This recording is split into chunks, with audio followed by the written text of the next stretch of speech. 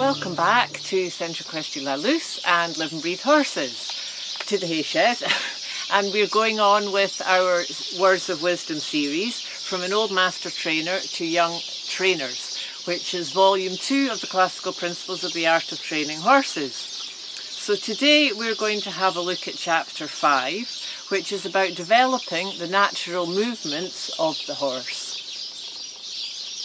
It's a subject where there is also no one system. Some horses are born with natural movements, very long and with a very good natural cadence, and most of all with a natural balance, which means that under the weight of the rider at the beginning they keep their natural movement with good balance.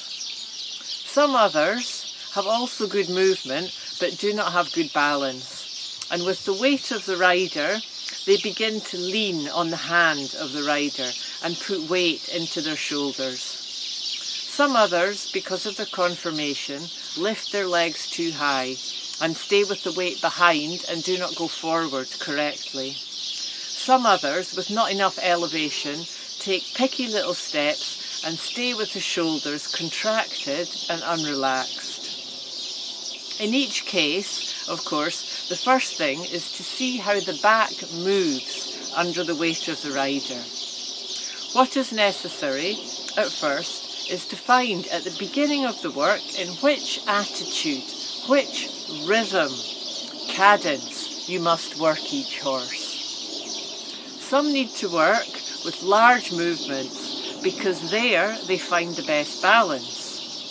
Some others need to work with shorter movements for the same reason. Progressively, as soon as they find their cadence and are comfortable in this cadence, you can expand the length of the movement. For some others, you must, by long periods of walking and in the calmness of this movement, find the balance which can be retained as you progress to trot in balance and canter in balance. What I'm totally against is to obtain the development of the movement by work in resistance, which gives the horse the habit to lean on the hand. Lateral suppling exercises in very small, circular type figures, and always changing from one figure to the other, brings the horses to find their balance. And when they're balanced, we can let them move in the maximum of their movement. So this was another thing that Miguel, that we worked very much on there, was always starting, especially with the more advanced horses, with these very small movements and always changing, you know, a bit of quarters in, shoulder in, mobilisation of hindquarters, circle, change. And that was very much a base of the work, you know. Yeah. Here again, the Spanish walk, that we should in fact call walk in suspension, has a role as a gymnastic exercise for the shoulders. I do not understand why this exercise is called a circus movement and not a classical movement. Go and see how many horses in paddocks throughout the world do this walk in suspension naturally. The exercise of the lift in the front leg develops in balance and the back.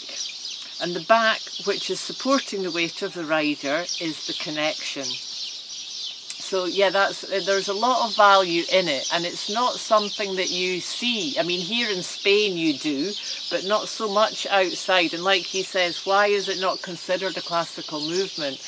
And it can give a lot of stretch and amplify the shoulder movement of the horse. Yeah, so many riders and trainers use and abuse the working trot too much. There are several different newnesses to the trot, which are convenient for one or another trot, at this or another level of training.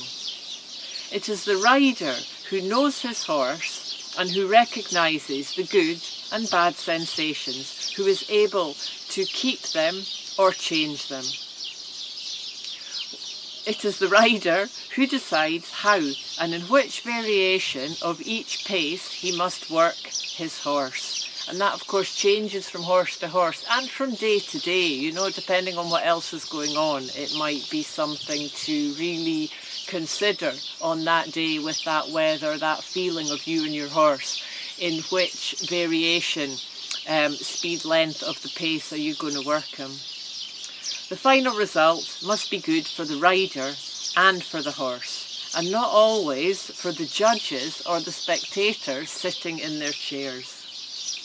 To have a trained horse is not only to collect the movements or gait, or to have extended gaits, but especially to have it balanced, happy and without resistance. So yes, this is the point of training a horse. I'm just going to read that last line again, that the point is to have the horse balanced, happy and without resistance. And on that note, we'll finish chapter 5. Thank you for being with me today. Look forward to seeing you next time, and keep tuning into the light.